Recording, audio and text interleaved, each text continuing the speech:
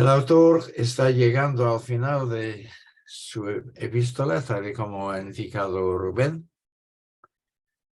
Y recordaréis que hemos establecido que la epístola consiste en una alternancia entre secciones que hablan de la superioridad de Cristo respecto a diferentes cosas, y la última de estas secciones, acabamos de verla, la superioridad de Cristo por encima de todos los creyentes y santos del Antiguo Testamento, porque Cristo es el mayor creyente de todos los tiempos. Normalmente no lo llamamos así. Hablamos de Jesús en muchos términos, pero no solemos decir que es un creyente.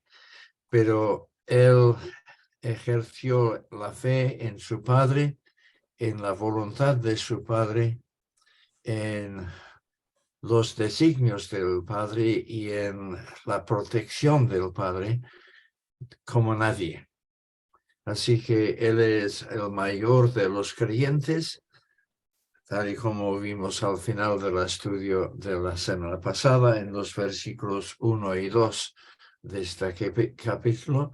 Y siendo el mayor de los creyentes, él es el modelo supremo para todos los que también nos consideramos creyentes. Así que esta es la última sección que hablé detalladamente acerca de la superioridad de Jesús. Y ahora estamos entrando en la última de las advertencias solemnes, porque hemos dicho que esta alternancia es entre la superioridad de Cristo y advertencias solemnes acerca de las implicaciones de abandonar a Cristo y concretamente volver al judaísmo. Digo que estamos entrando porque esta sección, a partir del versículo 3 del capítulo 12 y realmente hasta el final de la epístola, está repleta de exhortaciones, advertencias de muchos tipos, pero resulta muy difícil establecer en qué versículo empieza esta última advertencia y en qué versículo acaba. Porque hay una mezcla de temas, como iremos viendo.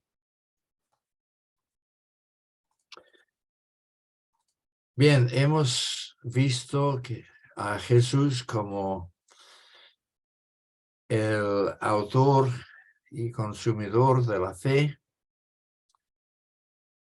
como he dicho, el mayor de los creyentes. Y ahora debemos considerar aspectos de lo que significa seguir a Jesús. Él es nuestro modelo, por lo tanto debemos considerarlo a él, pero el resto de la carta tiene que ver con esto, con las implicaciones de lo que significa para nosotros vivir conforme a Jesús.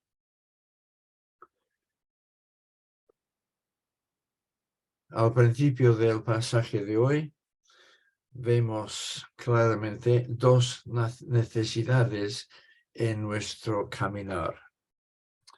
Uno es mirar a Jesús, versículos 3 y 4. Y otra necesidad es recibir bien la exhortación de nuestro Padre Celestial, versículos 5 y 6.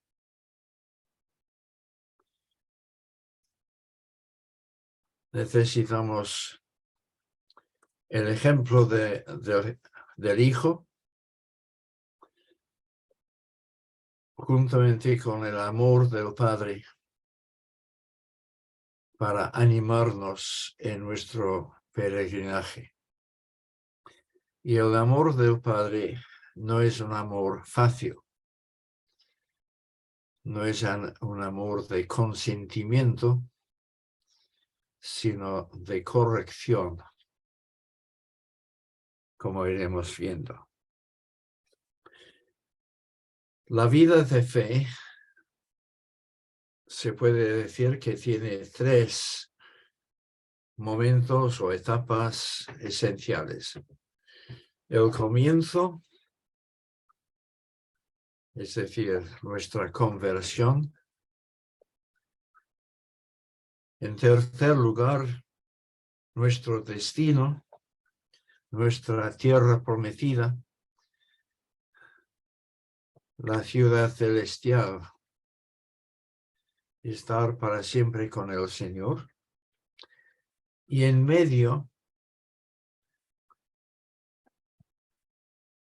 una fase que solemos llamar la fase de la santificación del creyente. Una fase simbolizada en las Escrituras por el paso del desierto de parte de Israel en el Éxodo. Israel, bueno, esto lo he dicho en diferentes ocasiones, pero Dios podría haber colocado a Israel, la tierra prometida, justo al lado de Egipto, para que los judíos no tuviesen que pasar este largo viaje por el desierto. Podría haberlo hecho, aunque esto habría dejado a Israel un poco indefenso contra posibles ataques de los egipcios, pero Dios no lo hizo porque si lo hubiese hecho, la tierra prometida dejaría de ser, o el viaje de Egipto a la tierra prometida dejaría de ser un buen modelo para nosotros. Israel fue llevado al desierto para formarse como pueblo, como nación, para aprender a adorar a Dios según sus mandamientos, su voluntad, a recibir enseñanza, instrucción en la ley de Dios y a tener que afrontar muchas pruebas, dificultades, aflicciones en la voluntad soberana de Dios. Y todos estos elementos del Éxodo tienen su paralelo en la experiencia de los creyentes de hoy. Y lo que interesa a nuestro autor no es tanto la conversión inicial, él da por sentado que sus lectores son personas convertidas, tampoco es la tierra prometida al final del viaje, aunque lo ha mencionado, es más bien su preocupación por el pueblo de Dios en esta etapa intermedia de tener que cruzar el desierto sin desviarse del camino, sin abandonar su fe. Y para ello insiste en la necesidad de tener los ojos puestos en Jesús, o como dice en nuestro versículo 3, considerar al que soportó tal contradicción de pecadores contra sí mismo. Considerar a Jesús. Considerar, según los comentaristas, es un verbo curioso en griego. El verbo griego da lugar a nuestra palabra analogía y casi significa que debemos hacer que Jesús sea nuestra analogía, nuestro modelo. Y el imperativo significa haced de Cristo vuestro modelo, en este sentido. Y lo primero que Él quiere que nos observemos en Cristo es la multitud de contradicciones que en su vida terrenal el Señor Jesús tuvo que soportar. Contradicciones verbales en sus enfrentamientos con los líderes religiosos, descalificaciones, insultos, burlas, que luego iban a más a lo largo de su ministerio, acabando en arresto, torturas, malos tratos físicos y finalmente la muerte. Toda una historia de contradicciones. Hay un pequeño detalle aquí curioso, porque los manuscritos más antiguos de Hebreos no dicen soportar tal contradicción de pecadores contra sí mismo, sino contra ellos mismos. Las traducciones modernas suelen rechazar esta lectura más antigua, porque para los traductores aparentemente no tiene mucho sentido. Pero reflexionemos un poco. Cuando alguien te insulta, te hace daño, te maltrata, ¿quién es el más perjudicado? Finalmente, el maltratador, porque hay un juez en el cielo que dará el pago a cada uno. Pero incluso en un sentido más inmediato, el que insulta se hace más daño a sí mismo que a la persona insultada, o al menos hace mucho daño a sí mismo. Porque esta clase de comportamientos marca la persona que los emplea.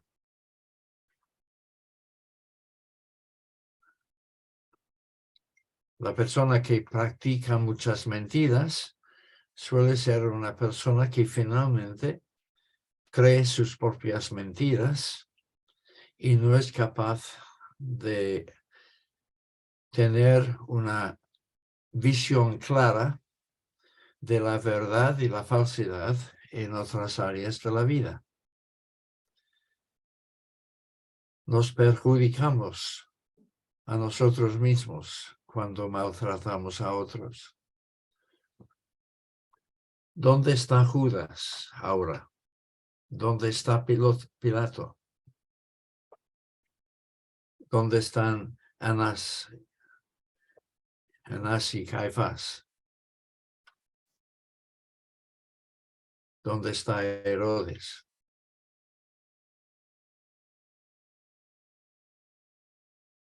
Todos estos hombres, si pudiesen volver a la vida, tendrían que afrontar una reprobación muy generalizada por sus comportamientos en aquel momento. ¿Dónde está Cristo ahora? Vindicado en gloria. ¿Quién sufrió más por los insultos lanzados contra Jesús.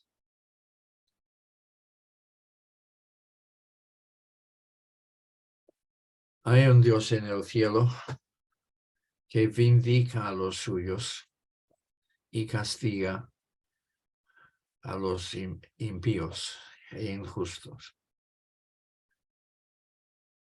Y aún en esta vida vemos la operación de la justicia divina en ese sentido. Así que repito, quien en última instancia sufre las consecuencias del pecado no es tanto la víctima, sino aquel que comete el pecado. Nosotros podemos estar temporalmente dañados por la contradicción de pecadores, pero sabemos perfectamente que tenemos un vindicador en el cielo. Quienes realmente son perjudicados son los que nos contradicen.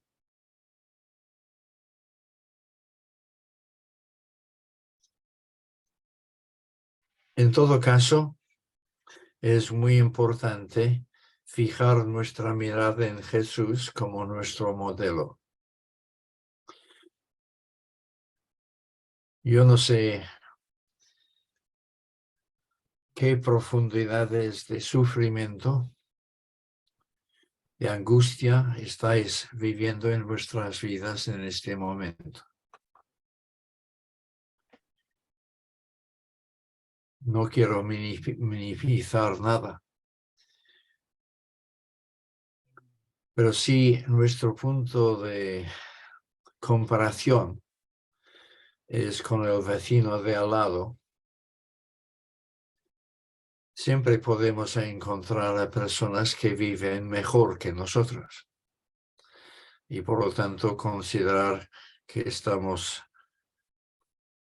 unos pobrecitos porque esto me pasa a mí. Pero igualmente siempre podemos encontrar a personas que sufren más que nosotros. Y eso es más sano, porque así podemos dar gracias a Dios por la situación en la que nos encontramos. Pero si miramos a Jesús, yo creo que no me equivoco al decir que nadie aquí,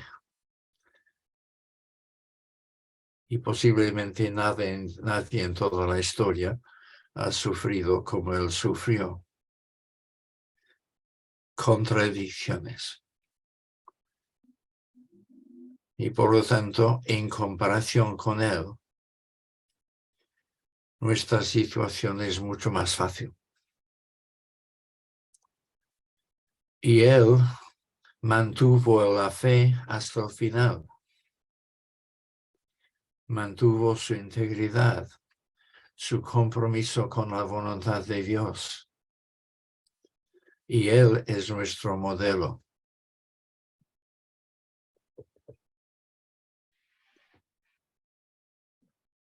Sigue el autor diciendo, aún no resististeis hasta la sangre combatiendo contra el pecado.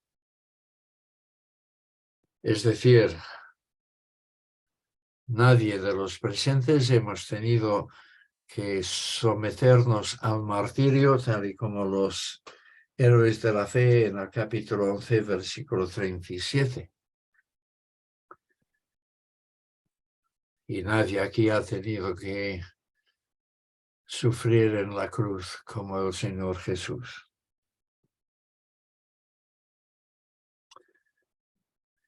Aquí el autor cambia de metáfora. En el versículo 1 ha hablado de una carrera y cómo tenemos que correr en la carrera, pero ahora habla de un combate contra el pecado. hay que comprender que tanto la palabra carrera como la palabra combate son la misma en el texto griego. En cada caso es una lucha deportiva y los griegos empleaban una misma palabra. Pero evidentemente está pensando en una lucha de lucha libre o algo así, porque está diciendo que podemos tener que derramar sangre, o quizás una lucha entre gladiadores.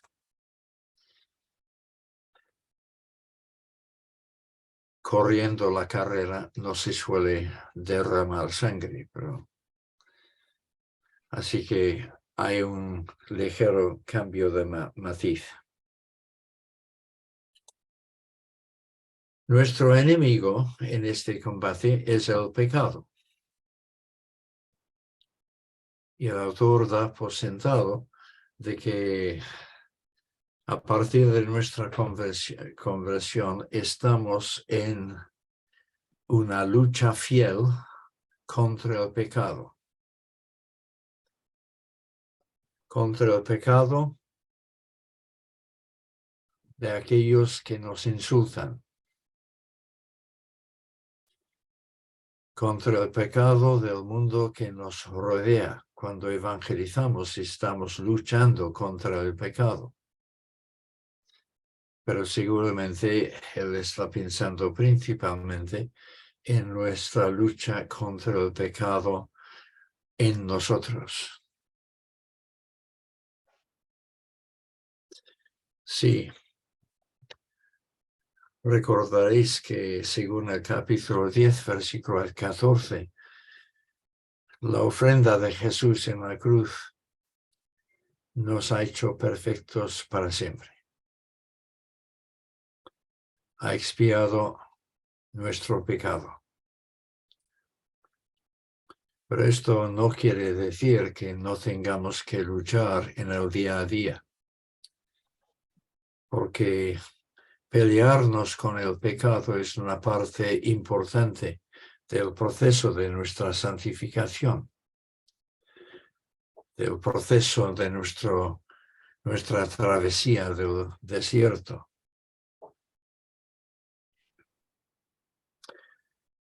La segunda cosa que necesitamos, versículo 5, es la exhortación del Padre. Y aquí el autor cita un texto del Antiguo Testamento, Proverbios 3, versículos 11 y 12. Palabras inicialmente pronunciadas por Salomón a su hijo. Pero ahora el autor aplica este texto como si Dios nos estuviese hablando a nosotros. Esto es, de paso, muy interesante, la manera en la que el autor trata las escrituras del Antiguo Testamento. Muchas veces no dice que Isaías dijo tal cosa o David dijo tal cosa, sino que el Espíritu Santo dijo tal cosa. Y aquí da por sentado que es Dios hablando con nosotros. Hijo mío, no tengas en poco la disciplina del Señor.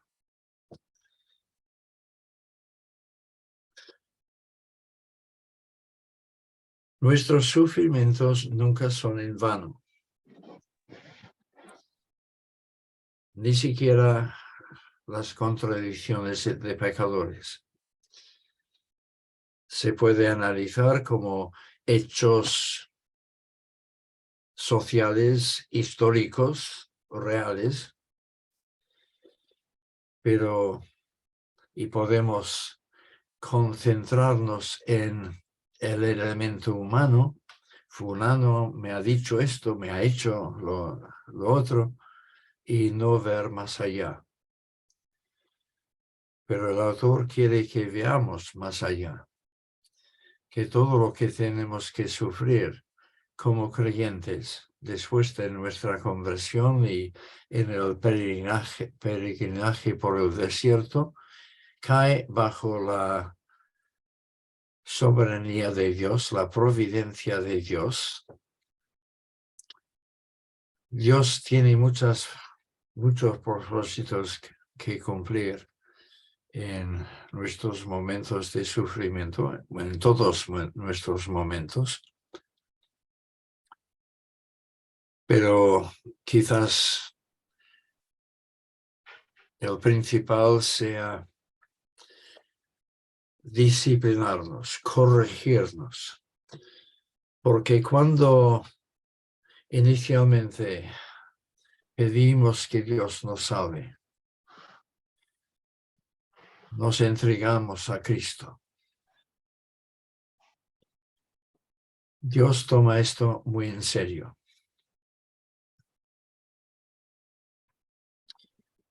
Seguramente en aquel momento no tenemos ni idea de lo grave que es nuestra enfermedad moral.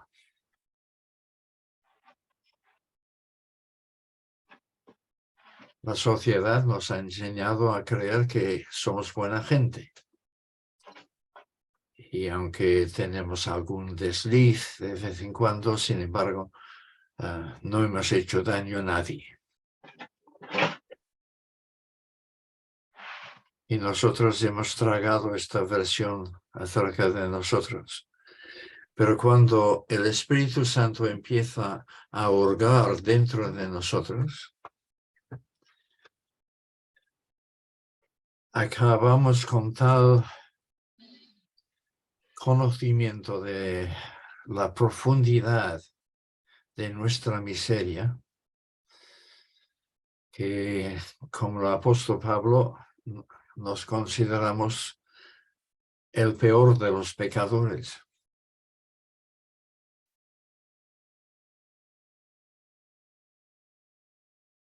¿Cómo puede Dios tomar una persona así y transformarla a la imagen de su Hijo amado, el hombre perfecto? Porque Dios no va a conformarse con poblar la tierra prometida con miserables pecadores perdonados, pero tan miserables como siempre. Su plan es que seamos cambiados de gloria en gloria hacia la imagen de su amado Hijo, 2 Corintios 3, 18. Este es su plan para nosotros, Romanos 8. Pero, ¿qué plan más increíble? Y cuando entendemos cómo somos por naturaleza y lo que hemos de ser por la gracia de Dios, por la transformación obrada por Dios, entonces empezamos a comprender que los medios empleados por el cirujano divino tienen que ser drásticos. Y esto puede empezar a comunicarnos la necesidad real que tenemos de aflicciones y sufrimientos y pruebas en esta vida. Inicialmente podríamos reaccionar, ¿yo de qué necesito ser corregido? Nunca me olvidaré de cierta mujer cuando yo era pastor en Calle Verde, que profesó fe en el Señor y fue bautizada. Y un par de años después vino a hablar conmigo diciendo con lágrimas que ahora era mucho más pecadora que cuando se bautizó.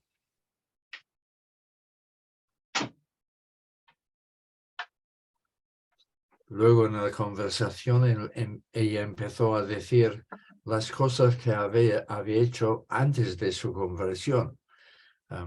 Ella se había bautizado creyendo lo que yo dije hace un momento, que era buena gente, que nunca había hecho daño a nadie. Luego empezó a hablarme de sus infidelidades a su marido,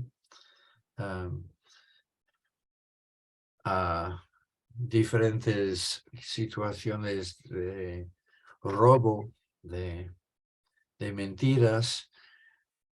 Bueno, tenía todo un bagaje allí. Pero el Espíritu Santo, después de su bautismo, la había trabajado de tal manera que ahora, 2 años después de su bautismo, era un momento cuando comprendía realmente su pecado.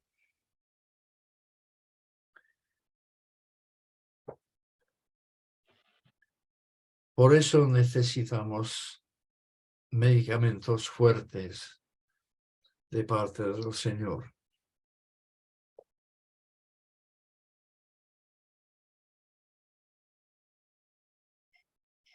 Hay dos maneras extremas de reaccionar ante estos medicamentos. O con menosprecio o con desesperación.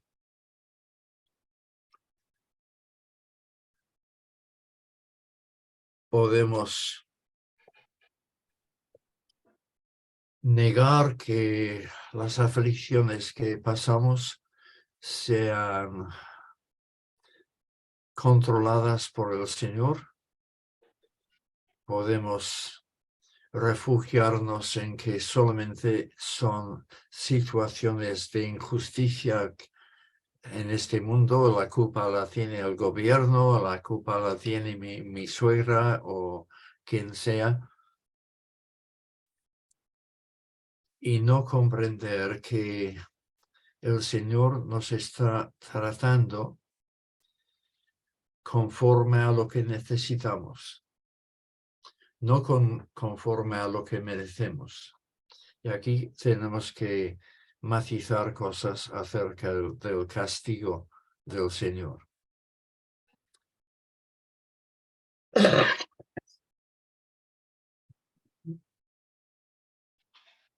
Este texto está indicando que Dios nos castiga como un padre castiga a su hijo,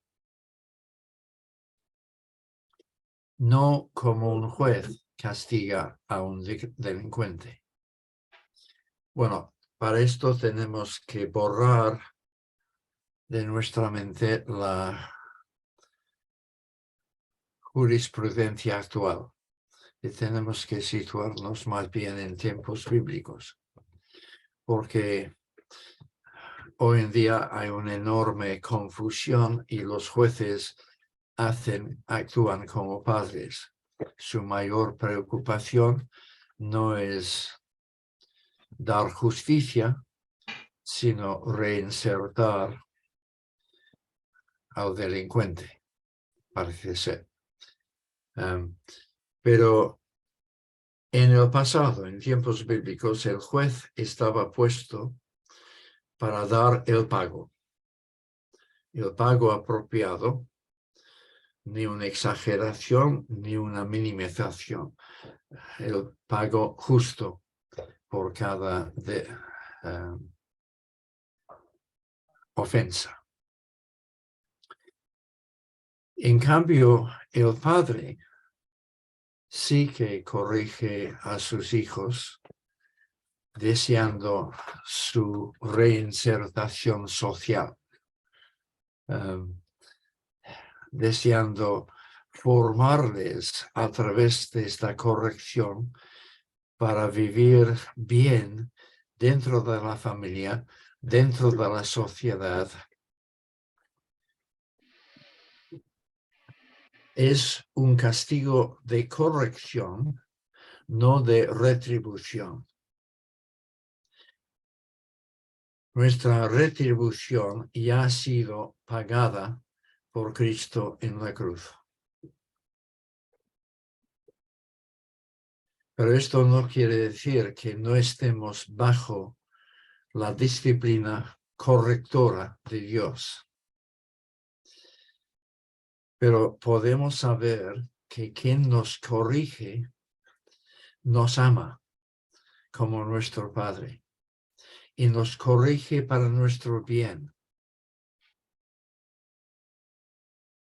para ir transformando nuestro carácter.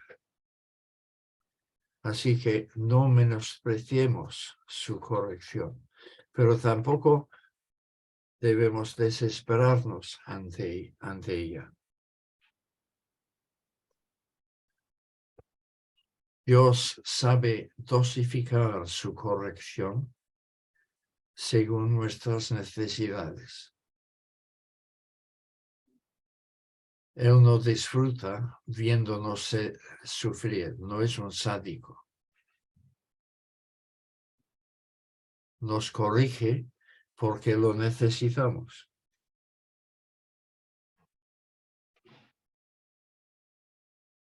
Si solamente somos capaces de ver la mano de un Dios justiciero y no de un padre amante, interpretaremos mal sus acciones disciplinarias.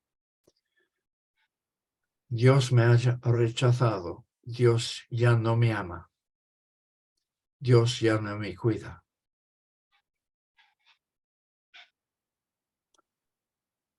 Pero el autor está diciendo justo lo contrario.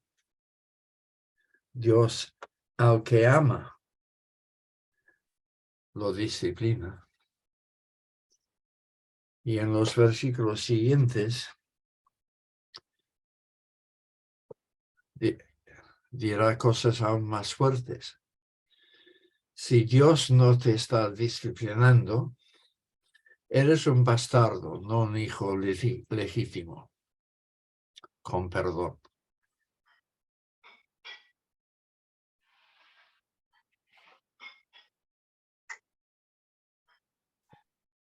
Un bastardo es un hijo cuyo padre no se responsabiliza por él.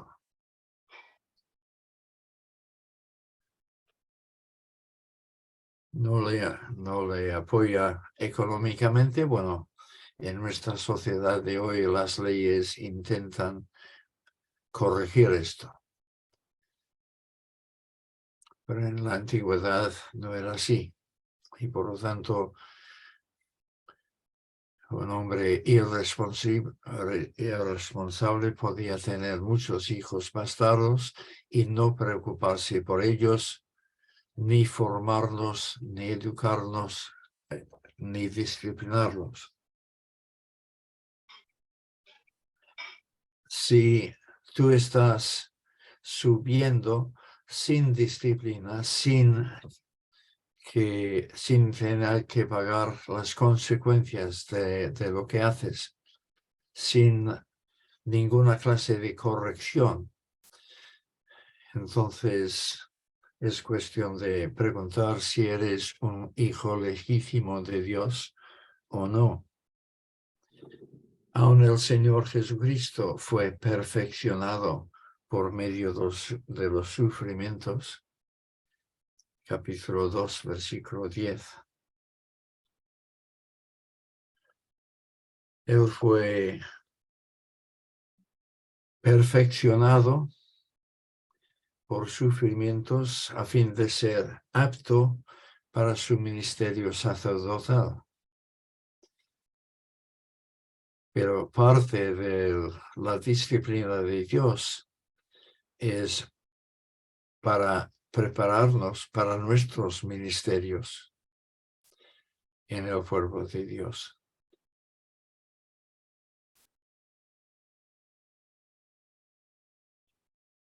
Pero sobre todo, las pruebas y aflicciones son necesarias para nuestra santificación.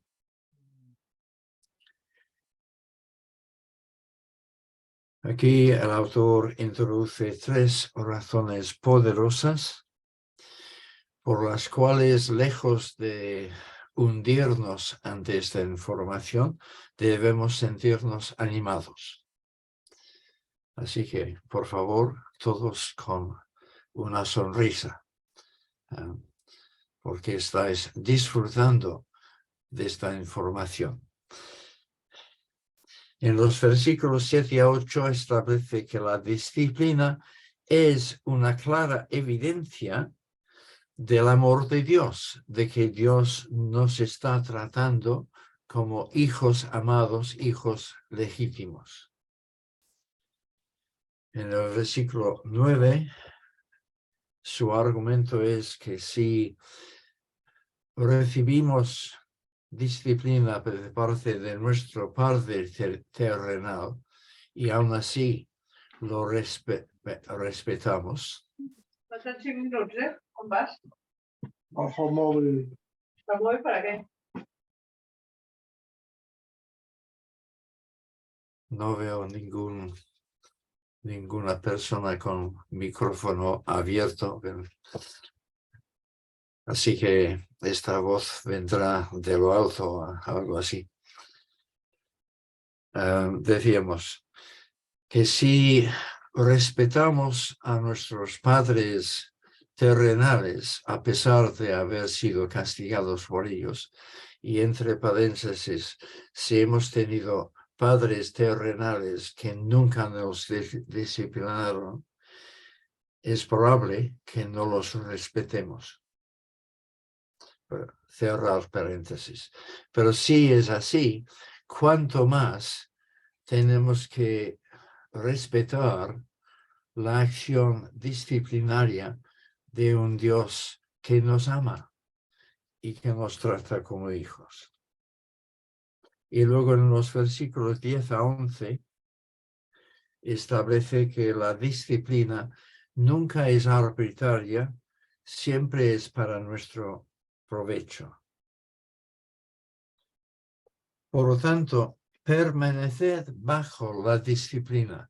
No intentes huir de ella. No te llenes la vida de quejas, protestas. Esto te viene de manos de tu Padre Celestial, quien te está tratando como hijo suyo amado. Esto es difícil de asimilar, pero es lo que está diciendo el versículo 7.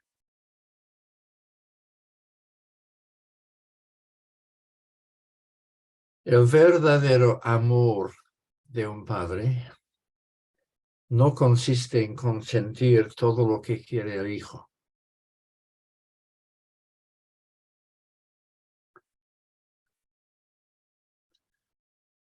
Yo creo que en generaciones anteriores se entendía mejor esto que en el día de hoy.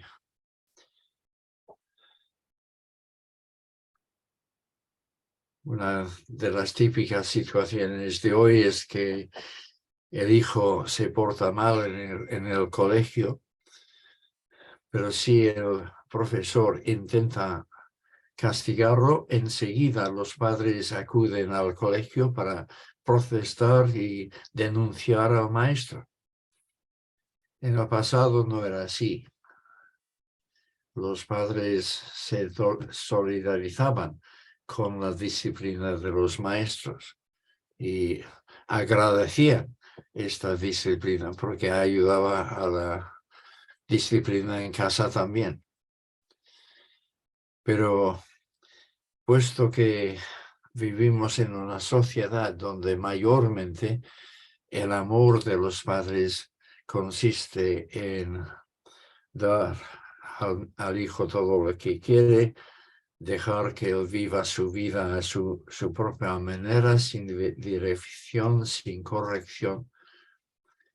es más difícil entender lo que el autor está diciendo.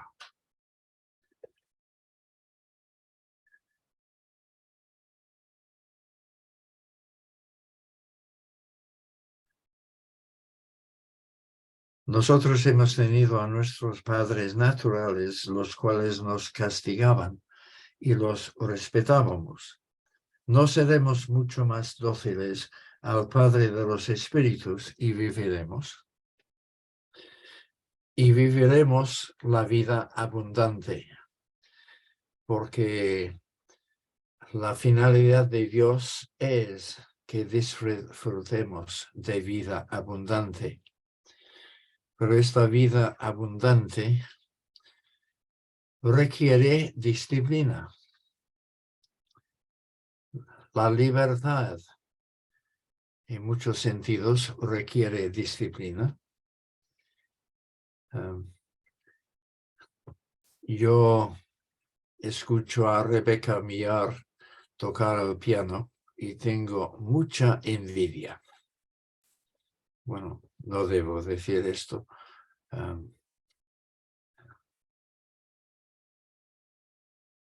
Con qué facilidad toca. Pero este es el resultado de horas y horas y horas y semanas y meses y años de práctica, disciplina. Y yo doy fe que las prácticas del piano iniciales son horribles. Disciplina, pura disciplina. Y cuando eres niño no te bajas del piano, no te rebelas, porque sabes que la disciplina será peor si lo haces. Así que sigues practicando a pesar tuyo. Pero luego viene libertad como consecuencia. Libertad para tocar piezas increíblemente complejas.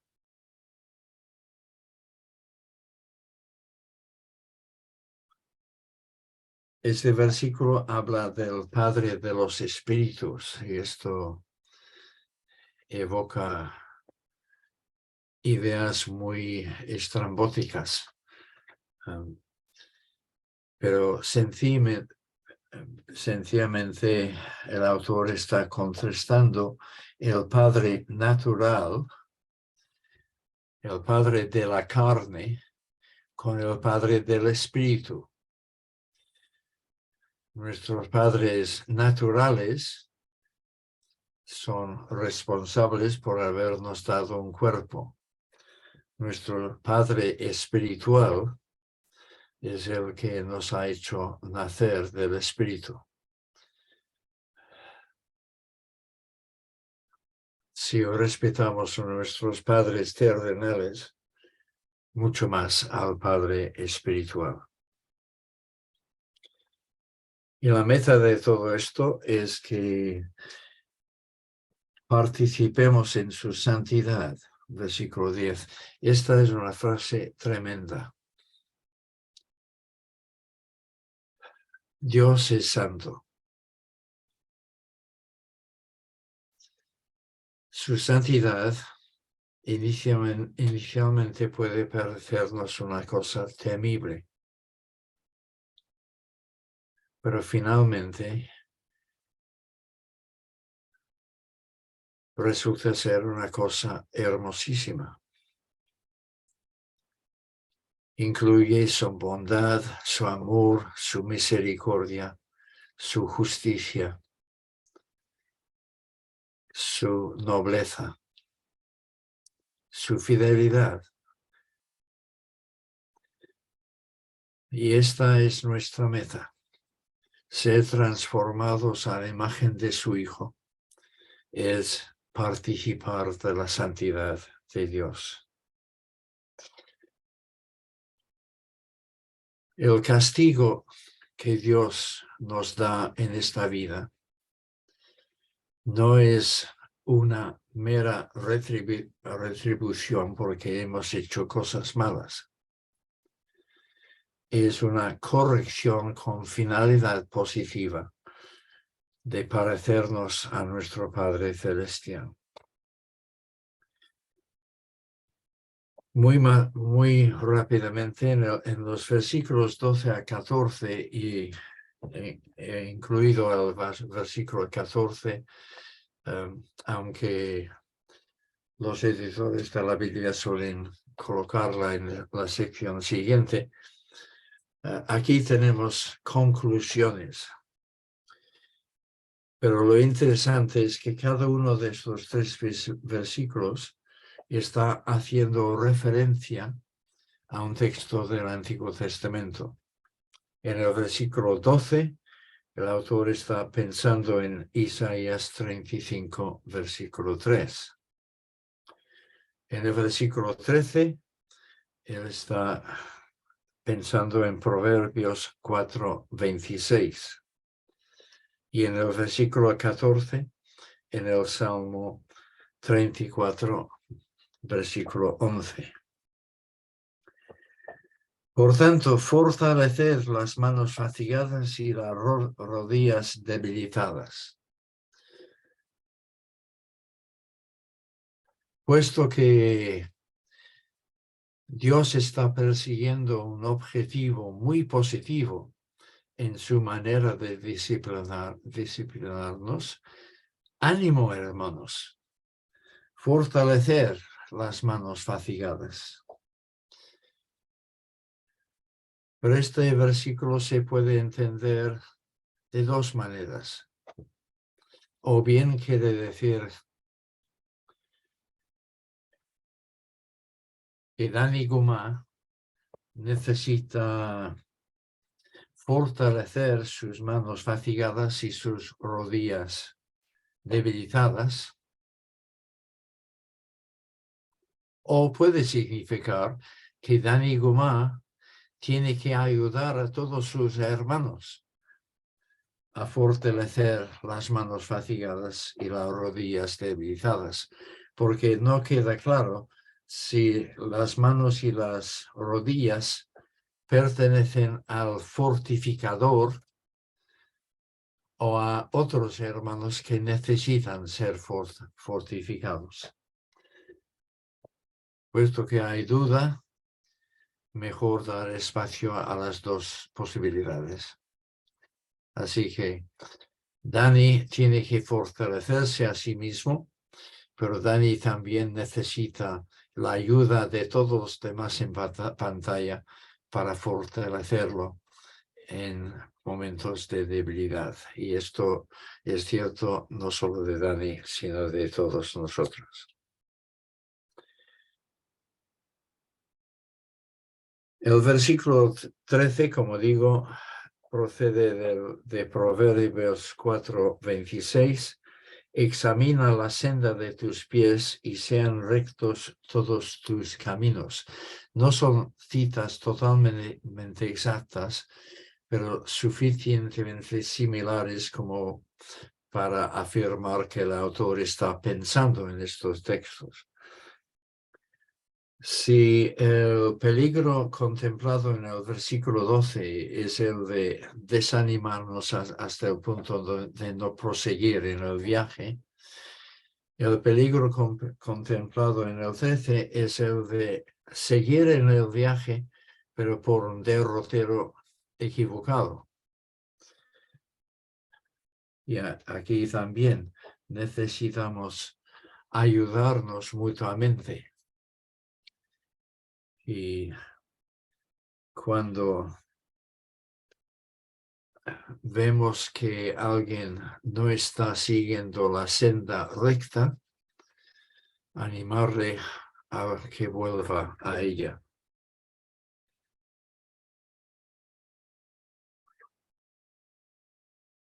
Y el versículo 14 nos indica o nos da pista en cuanto a cuál es la senda recta. Es la que conduce a la paz con todos. Y aquí al ser paz con todos, probablemente la intención del autor no es la paz con Dios ni la paz interior, sino una relación pacífica y positiva con todos nuestros hermanos en la Iglesia. En cuanto a nuestros hermanos en Cristo, buscar la paz. En cuanto a Dios mismo, buscar su santidad. Él nos disciplina para cultivar santidad en nosotros, pero también tenemos una parte activa a jugar en este proceso. Tenemos que buscar la santidad. El Salmo 34, versículo 14 dice: apártate del mal y haz el bien, busca la paz y síguela con denuedo.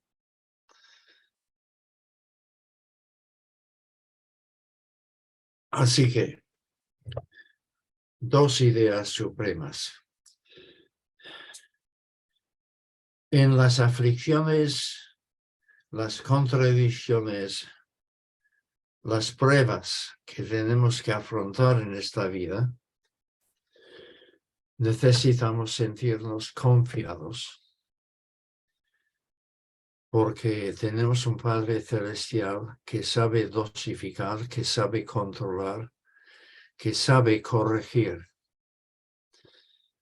Y todas estas cosas caen bajo esta providencia suya. Y en segundo lugar, tenemos que ser activos en nuestra participación en el camino de la santidad. El hecho de que Cristo con una sola ofrenda nos ha hecho perfectos para siempre, no significa que, por lo tanto, tranquilos podemos estar con los brazos cruzados y no preocuparnos por nuestra santidad de día en día, sino que tenemos que proseguir en el camino y buscar la paz con los hermanos y la santidad en nuestra relación con el Señor. Padre, pedimos que nos des tu entendimiento de todas estas cosas y que no estudiemos tu palabra en vano, sino que pongamos por obra lo que nos estás diciendo. En el nombre de Jesús. Amén. Amén. Muy bien, David. Se nos ha ido ya el tiempo, apenas tenemos... Pero yo te hago tres preguntas que a lo mejor están en la mente de alguno. Una es, ¿todas las pruebas son disciplina? La otra es, si no todas las pruebas son disciplina, ¿cómo sabes cuál es la que sí? Y la otra es, ¿cómo se combina la gracia con la disciplina? Bueno, ahora las repitas una tras otra. Bueno, si las pruebas y aflicciones son parte de la disciplina del Señor, de manera de corregirnos, ¿cómo distingues? Supongo que dirás que no. Todas las pruebas que pasamos son para corregirnos en algo, supongo. Si supongo que no, entonces, ¿cómo sabes tú cuáles son las pruebas que son para disciplinarte, para corregirte en algo? ¿O cuáles son las pruebas que sencillamente hemos de vivir, a lo mejor para crecer en la fe o para nada en concreto, aunque luego le saquemos partido?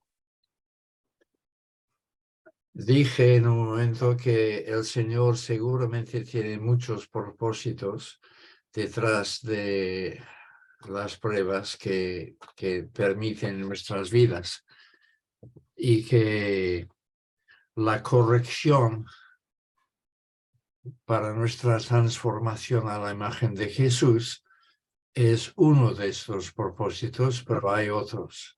Así que en cuanto a la primera pregunta, creo que la disciplina de Dios, la corrección de Dios, solo es una de las posibilidades. En cuanto a la segunda pregunta, ¿cómo distinguir? Yo creo que normalmente no sabemos cómo distinguir. Podemos en algunas situaciones entender casi de inmediato que esto nos ha venido encima a causa de un problema que hay en nuestras vidas que debemos corregir. Es decir, que la relación entre nuestro pecado o nuestra limitación y la prueba es inmediatamente clara, pero creo que estos son excepciones y normalmente, sencillamente tenemos que entregarnos en manos del Señor, permanecer bajo su disciplina, sabiendo que Él sabe mejor que nosotros cómo somos y de qué nos hace falta. A veces he utilizado el ejemplo del orgullo en este sentido. Orgullo es una palabra que cubre una multitud de pecados, porque el orgullo de un castellano no es el mismo que el orgullo de un británico. Son similares en muchas cosas, pero tienen matices de diferencia. Y cada tipo de orgullo tendría que tener su propia clasificación, pero no tenemos vocabulario para todos los matices, así que todo está bajo el epígrafe orgullo.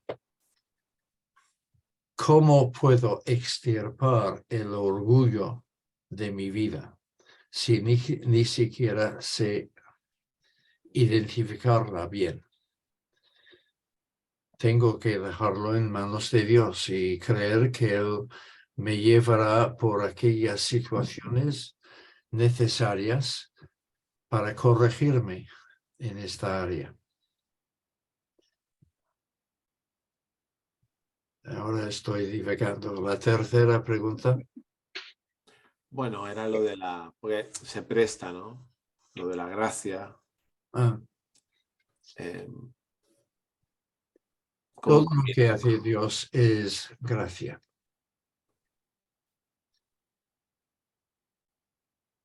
Vale. Si permite cualquier situación en tu vida, puedes saber que te viene como manifestación de su gracia, aunque parece justo lo contrario.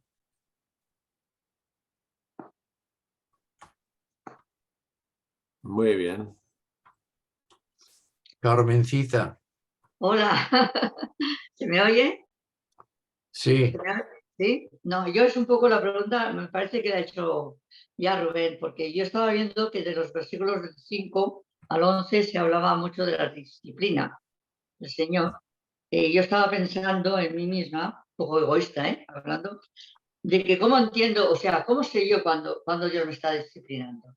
Porque entiendo lo de la prueba, pero cuando Dios me disciplina no lo entiendo tanto. Bueno, Dios nos disciplina de muchas maneras. Hemos estado hablando de pruebas, pero no solamente a través de pruebas. Dios nos está disciplinando en este mismo momento a través de la meditación de su palabra. Y si fuéramos más fieles en nuestras disciplinas cristianas, a lo mejor nos ahorraríamos pruebas necesarias porque no estamos cumpliendo con lo que podríamos.